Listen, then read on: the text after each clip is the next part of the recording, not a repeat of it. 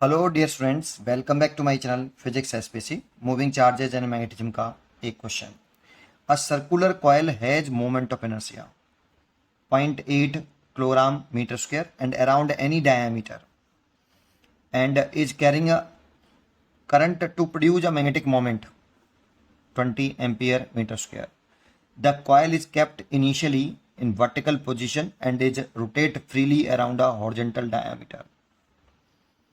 When a uniform magnetic field 4 Tesla is applied uniform magnetic field along the vertical and it start rotating around its horizontal diameter, the angular speed of the coil acquire after rotating by 60 degree will be। ठीक है, सबसे पहले इसका figure बनाने की कोशिश करते हैं और समझते हैं सोल्यूशन। देखो, एक सर्कुलर कॉइल ना लो। सबसे पहले ये एक सर्कुलर कॉइल ना ली, ठीक है। और इस सर्कुलर कॉइल में करंट फ्लो कर रहा है, मान लो करंट ऐसे है। तो इस सर्कुलर लूप का रेडियस नहीं, मोमेंट ऑफ इनर्शिया दे रखा है सीधा।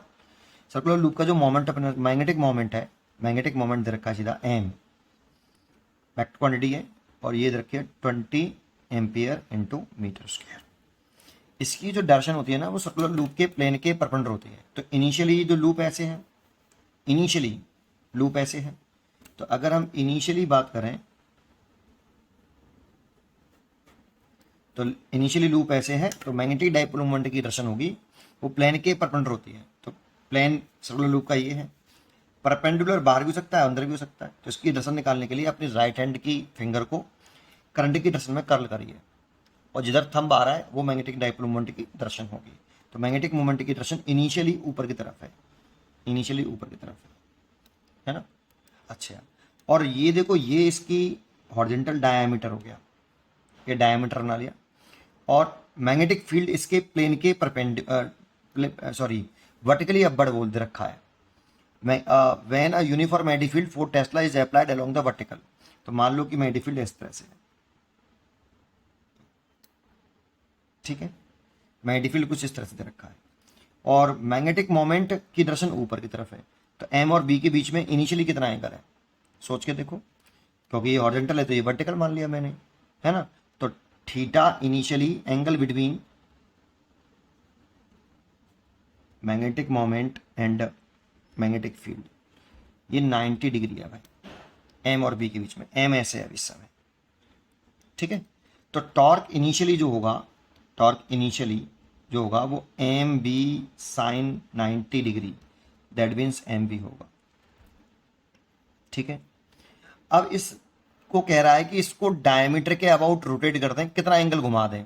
It start rotating around its horizontal diameter, angular speed of the coil acquire after rotating 60 degree. देखो, अगर कॉइल को आप ऐसे घुमाओगे, 60 डिग्री घुमाओगे, तो मैग्नेटिक मोमेंट की डायरेक्शन भी घूमेगी। क्योंकि मैग्नेटिक मोमेंट की डायरेक्शन अब इस समय, जैसे ये प्लेन है, मैग्नेटिक मोमेंट सर्कुलर लूप का प्लेन के परपेंडिकुलर ऐसे है मैग्नेटिक मोमेंट। अगर इसे आप घुमाना शुरू करोगे ऐसे, तो ऐसे घूमता जाएगा, है ना। तो मान लो ये मैग्नेटिक मोमेंट की डायरेक्शन है, आप कॉइल को घुमा रहे हो तो मैग्नेटिक मोमेंट भी घूमेगा। कितना एंगल घुमाना है कॉइल को, 60 डिग्री। तो इसको घुमाएंगे तो ये 60 डिग्री ये भी घूमेगा। सोचो, अगर ये वर्टिकल से 60 डिग्री घूम जाए तो हॉरिजॉन्टल इस वाली लाइन से, सॉरी इस वाली लाइन से मैग्नेटिक फील्ड की डायरेक्शन से कितना एंगल बन जाएगा, 30 डिग्री। सोचो, पहले एम और बी के बीच में ये 90 डिग्री है, देखो ये वाला। अब ये घूम के ऐसे हो जाएगा, 60 डिग्री घूम जाए, और 60 डिग्री अगर घूम जाएगा तो उस वाली कंडीशन में एम और बी के बिटवीन कितना एंगल हो जाएगा फाइनली, जब ये कॉइल 60 डिग्री घूम जाएगी तब। सोचना पड़ेगा, 3D है थोड़ा सा। तो थीटा 30 डिग्री हो जाएगा, 90 माइनस के 60, दैट मीन्स 30 डिग्री।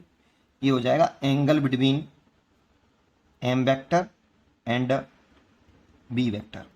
एम और बी के बिटवीन एंगल हो गया ये भाई 30 डिग्री। और टॉर्क कितना हो जाएगा फाइनली, तो एम बी साइन 30 डिग्री, और साइन 30 की वैल्यू हो गई हाफ एम बी। तो देखो, टॉर्क वेरिएबल है, यहाँ पे जो टॉर्क है ये वेरिएबल है।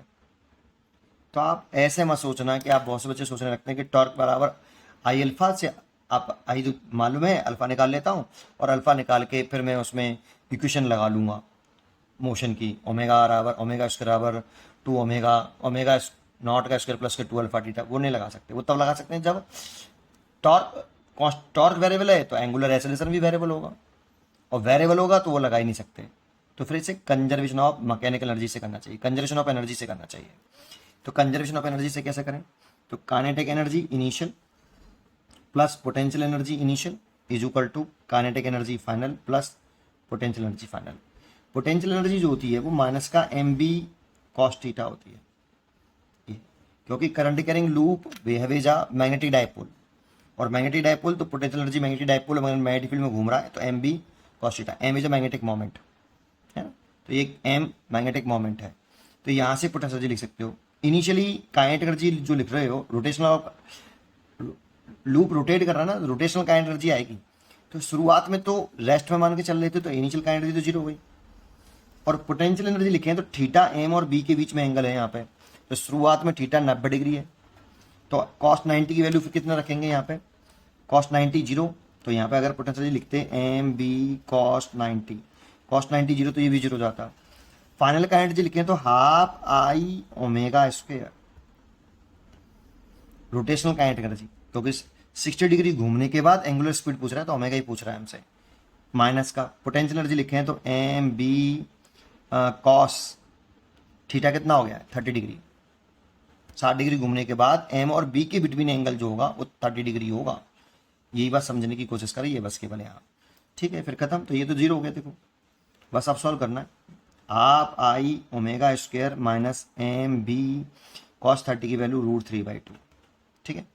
अब इसको सॉल्व कर लेते हैं राइट हैंड पेज पर ला के। नहीं चलो सुनते हैं, राइट साइड में ले आए तो देखो 2 से तो 2 कट जाएगा, तो ये हो magnetic moment M B √3 is equal to I omega square.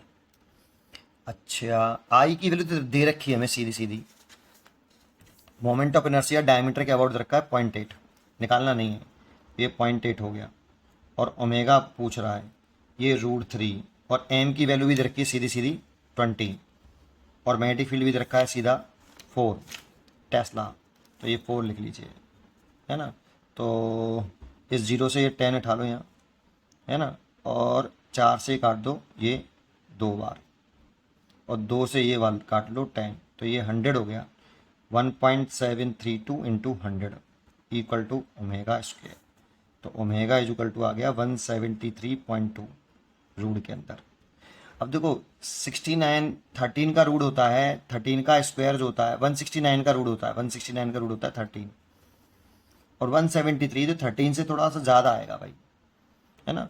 14 का तो ज़्यादा हो जाएगा, 14 तो 196 होता है, तो 14 तो है नहीं है ये, तो 14 और 13 के बीच में ही कुछ वैल्यू है ये, तो अप्रॉक्सीमेट ओमेगा 13 के आसपास ही आएगा, अप्रॉक्सीमेट आएगा, एग्जैक्टली नहीं आएगा, 13 से थोड़ा सा ज़्यादा आएगा। तो इसकी जो चॉइस है वो ए है, 13 रेडियन पर सेकेंड। उम्मीद करता हूँ कि आपको ये जरूर समझ में आया होगा। पढ़ते रहिए और खुश रहिए।